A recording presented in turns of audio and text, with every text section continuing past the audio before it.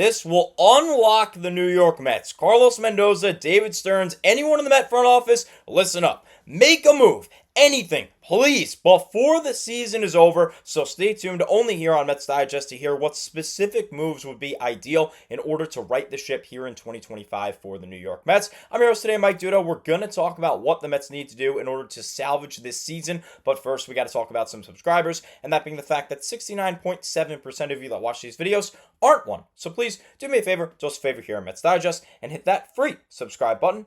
That way we can bring content to you about the amazing. So without further ado, let's go ahead and dive right in. And we are going to go over just some of the possibilities. They're basically endless for what the Mets can do. It's very simple. They need to make one move. One move can completely change around the entire season. And we are going to start off with possibility number one, and that being near the top of the food chain, so to speak, in terms of power with the organization. And that is the manager in Carlos Mendoza. Now, first thing that I want to point out on your screen right now, Willie Randolph is now the second winningest manager in Met history according to win-loss percentage. Mendoza was second for a long time, but due to the recent skid and now a 7-game losing streak, the Mets dropping 10 of their last 11, Mendy is now in third behind Willie Randolph, and of course in addition to Davey Johnson. And this won't happen most likely because you still look at the winning percentage, and Mendoza still has a well above 500 winning percentage as a manager. He took the team to the World Series last year. But if this year doesn't go as well as we think it might not, in terms of the Mets maybe not making the playoffs, I think it is definitely a fair thing to say to fire Mendoza. Personally, I think he is just not making the correct in-game decisions. I don't think he has the in-game IQ to sustain being a manager that will win a World Series. I'm personally fine with getting rid of him now. I think now would be a fine time. But I know the Mets are definitely not going to do that. And similarly, they're not going to get rid of their president of baseball operations, David Stearns. Now, this is him at the game on Friday. Of course, he used to be the president of baseball ops over in Milwaukee, and now, of course, is with the Mets. So he decided to go follow the Mets on their road trip to Milwaukee to watch them face the Brewers, and of course, was devastated in every single game. The Mets lost 3 brutal games. Now, I personally don't want this. I think if there's anyone that I want to keep in the Met organization, it would be David Stearns, but he is certainly on a short leash with me. I am quickly losing patience when it comes to him. So, all right, you think, well, no president of baseball operations, no Skip. What other coaches could go? As we are going to turn it over to the experts now, and that is David Stearns himself. It's not going to be the hitting coaches. He says clearly everyone's frustrated. Players are frustrated. At times, I've been frustrated. But I believe that this is a good offensive team. I believe in the offense that we have in place, and I'm confident that we're going to see that going forward. I have confidence in our hitting coaches. I think we have a good hitting coach staff. They have track records of helping us lead and put together really quality offenses. So it looks like they are not going to be making a move for the hitting coaches. There is no rumors whatsoever of Jeremy Hefner, the pitching coach, going as well. So it looks like the coaching staff as a whole is safe. So with that, is the team panicking right now? Because they are really what seems to be hitting rock bottom, but rock bottom seems to change its definition every single day with this team. And Stearns is going to answer that saying, not really. I think you go through our clubhouse. My guess is you sense frustration, but you're probably not sensing panic. And you're probably also seeing a level of preparation and focus that's really good. When I see those things, it gives me confidence that we're going to snap out of it. Now, like Stearns, I'm not fully panicked yet. I'll talk about that in just a little bit. But now that we know nothing is happening whatsoever to the entire coaching staff, pitching coach Jeremy Hefner, hitting coaches Eric Chavez and Jeremy Barnes, the manager, the president of baseball ops, no one is going anywhere. So with that, we need to make a move. And John Harper actually has a great idea, a former columnist for a long time and now currently on SNY. He says, feels like a million issues with the Mets after another ugly loss. This, of course, was a couple days ago after Friday night's devastating loss. Of the fixable ones, or rather that was Saturday, of the fixable ones, Montas has to be out of the rotation, Frankie Montas, likely replaced by Brandon Sproat, and Ryan Stanek cannot be a high leverage guy. More on Sports Night later tonight. Of course, he ended up discussing this on Sports Night for SNY, and I couldn't agree more. Do you really care if we get rid of this guy? Who cares if we DFA him? I know we owe him $34 million in Frankie Montas, but come on, a 6.38 ERA? He did not pitch well in his last outing, and his ERA went down. That is how bad he has been in his 36 and 2/3 innings with the New York Mets. I don't mind DFAing him, getting rid of him whatsoever. Send him to AAA, do whatever you need. I don't need Montas on that team. That can be one of the potential moves. Here's another one. Get rid of Ryan Stanek. He's got a 5.30 ERA. Yes, I know he was a solid part of the bullpen last year in 2024, but I said this time and time again on this channel. Last year does not matter whatsoever to 2025, maybe with the exception of it raised expectations here in 2025 that are clearly faltering, and we are clearly not meeting those expectations. And again, a move is necessary. Fine, I don't care if it's Ryan Stanek. Here's another guy that I think a lot of people would be surprised about. Tyrone Taylor. He's a 200 hitter. His OBP is barely above 250. That is brutal. OPS sub 550 on the season. And then look at this. This was in Saturday's game. 7-4 in the ninth inning. You're losing. He's laughing it up with Juan Soto. Are you kidding me? This team is supposed to go win the World Series. This is a World Series contending team. They are in the worst slump. I think this is worse than the June slump. They have lost 7 consecutively, 10 of their last 11. They are now just 1.5 games up in the wild card. They've lost the division completely, 5.5 back of Philly. And Tyrone Taylor is laughing in the division, or in the dugout rather, while his team is down by 3 runs. That is pathetic. Absolutely not. That is grounds for DFAing. I don't care if he's gone. I don't care if Ryan Stanek is gone. I don't care if Frankie Montas is gone. Get rid of any of them. Get rid of all of them. I couldn't care less. Now, even if you don't want to DFA someone, if you're the Mets staff, you can still make a move. How about you bring up Brandon Sproat? I know the overall stats don't look good, but Sproat has been excellent over his last couple of starts, and 0.55 ERA. He has been killing it this month and in the month of July. I think he's MLB ready. How about Nolan McLean?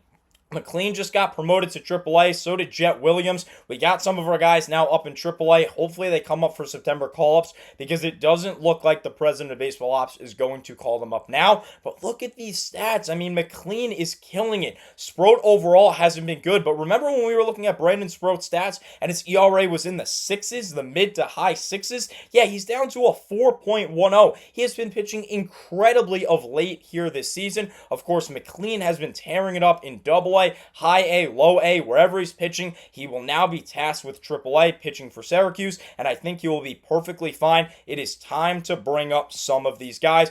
Either or, if not both. In fact, I got a video coming out tomorrow about a very interesting take from an insider about these young guys and when we should bring them up. As for that, let's go ahead and turn back to David Stearns, who is going to say he likes what he is seeing as well. He said they're doing a great job. I think they're putting themselves in the position when and if we have a need, we feel confident going down there and getting an arm.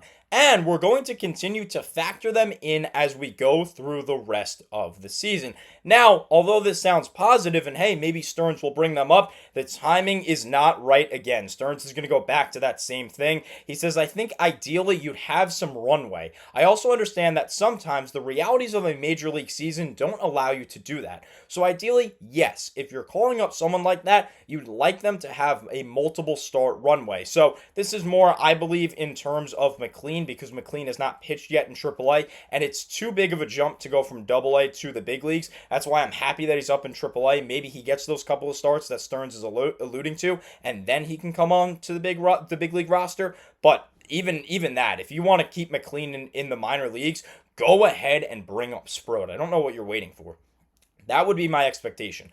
But there are no absolutes in this thing. Sometimes we have to adjust to what the season is giving us. Now, that might sound good, and he does say he's open to it eventually, but again, it still doesn't look like he will be calling up either of these guys or both anytime soon. I don't think we'd close the door on anything right now, especially as we get into the second half of the month, into September, where we have a little roster flexibility. Yes, you can bring them up basically whenever you want. You can call them up for September call-ups, and you won't lose that extra year of free agent agent eligibility. You'll still have control over them for that extra year in terms of free agency. So I guess that's what Stearns is trying to do. But right now, it is only August 11th, and we might have to do something before that. We might need to tap into one of these guys in order to make the playoffs, in order to avoid missing the postseason, which would be such a detriment here in 2025.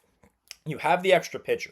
I think it opens up a variety of different possibilities. We're in early August, and that is well into the season. We're in a pennant race. There's also a lot of baseball left. A lot of things are going to happen over the next month and a half, and we're going to put our roster and pitching staff in the best position to help us going forward. Now, he mentioned that we're in a pennant race. That was the thing that I was alluding to earlier, and again, Sal Licata, who we'll hear from tomorrow in my video, he said, look, yeah, you can panic, but it's not really the time to panic. The Mets are still in a playoff spot right now. They're 1.5 games up on the Reds, and they're an overall incredible roster. They have a lot of very talented players. The problem is, in my opinion, they have glaring issues, and these issues simply aren't being addressed. This is why I have this video in the first place. These are all the things that you can do, from very big, i.e. getting rid of the president of baseball operations, the second biggest guy in this organization, or the manager, to as small as something like this, where you DFA someone or you bring up a minor league arm. Or the last thing, which is the smallest of them all, how about you just say something if you're Carlos Mendoza? Have a good speech. And go back to Terry Collins, who ironically actually said this exactly 9 years ago today. It was August 11th, 2016. The New York Mets lost 9-0 to the Arizona Diamondbacks. It was an embarrassing game at Citi Field. And Collins spoke to the media after, didn't take any questions. He just rambled for 3.5 minutes. And by ramble, I say that in the best way possible because he was getting his frustration out and he was showing that he cares and that he actually does things as a manager. That is probably where I'm most fed up with Carlos Mendoza, is it's the same speech every single post game. Yeah, we're in a bad stretch. Nobody wants to be here. We got to get better. We're a good team. We're going to get better. Say something. I love what Terry Collins says. He said, I don't care who's not here. There are no excuses here. These are Major League Baseball players. I don't care where they came from. I don't care how they got here. The names on their back and on the front of their uniform say they're a Major League Baseball player. You owe a responsibility to our fan base, the organization, and yourself the respect for this game to come out and grind it, whether it's hot or whether it's freezing cold. He continues saying, I know one thing. There's got to be a passion to come and play. And it seems like a lot of players don't have that. We just saw Tyrone Taylor smiling when he's down 3 in the 9th inning. Juan Soto refuses to run out a ground ball. There's got to be a sense of this is what I do for a living. People that pay to see me play are going to see my best ever, and the Mets just do not have that attitude. And I love the way he wraps it up. The way he wraps it up is an iconic line. Starting tomorrow, we're back fresh. Starting tomorrow, we're going to get after it here. Those who don't want to get after it, I will find somebody else who does. Because in Las Vegas, and now Syracuse, of course, for AAA, there's a whole clubhouse full of guys who want to sit in this room, and I'll find them. I love it. I know people might not like Terry Collins. He may be controversial. I personally didn't like Terry Collins basically for the entirety of his managerial career, but afterwards I have realized he is the best manager in my personal lifetime. Nobody has been a better manager since Terry Collins has stepped foot as the manager, and that includes Buck Showalter. I don't care. I love Terry Collins. He is a real manager. He holds players accountable. He's not there to be your friend. Aaron Boone and Carlos Mendoza have the exact same problem. Aaron Boone, of course, the manager of the New York Yankees, if you're not familiar. They're friends. They're buddies. They don't care. They're not going to harp on players. Sometimes you need to. Sometimes you need to say, hey, nobody is trying. These people aren't caring. How about you own up to your mistakes? I love what Francisco Lindor did. He's in an awful slump. I've harped on him personally, statistically, but you can't harp on his passion and desire to win. He came into the dugout after giving up an error that gave up the lead, and then the Mets lost the game, probably because of that error in the second inning. He slammed his glove 4 times on the dugout. He was frustrated. He was angry with himself. I want to see that. I don't want to see these guys just put their heads down laughing. I don't want to see Tyrone Taylor laughing in the 9th inning when they're losing big. So with that, let's go ahead and take a look at the wild card. Keep in mind, Back in 2016, after Collins made this speech on this exact day, August 11th, the Mets were 57 and 57. They're a lot better right now at 63 and 55. 8 games over as opposed to exactly 500. With the loss, the Mets became 500 in 2016. After that, they finished 30 and 18 to be an overall 87 and 75 ball club. If Mendoza were to say something like that, hey, maybe it will change around the team. Guys, do something. Anyone in the front office, the manager, any coach, David Stearns, somebody, do something, say something, and you can probably flip around the script of this season just like Terry Collins and crew did in 2016. So go down there in the comment section. Let me know if you agree. Do you agree with all of my takes? Do you think it would just take one move, even a minute move, like saying something like Terry Collins, like, hey, guys, I don't care. I want you to be motivated. These guys aren't motivated. There are guys in AAA, I'll replace you right away. Nobody is safe on this roster because nobody is performing. Say something like that, Carlos. You do that, you probably have the clubhouse back. The clubhouse becomes better, and we start winning ball games. So let me know if the Mets just need to do one thing down in the comment section. Let me know if you agree or disagree. Unfortunately, that's all the time I have for you in this one. Thank you so much as always for watching, and let's go Mets.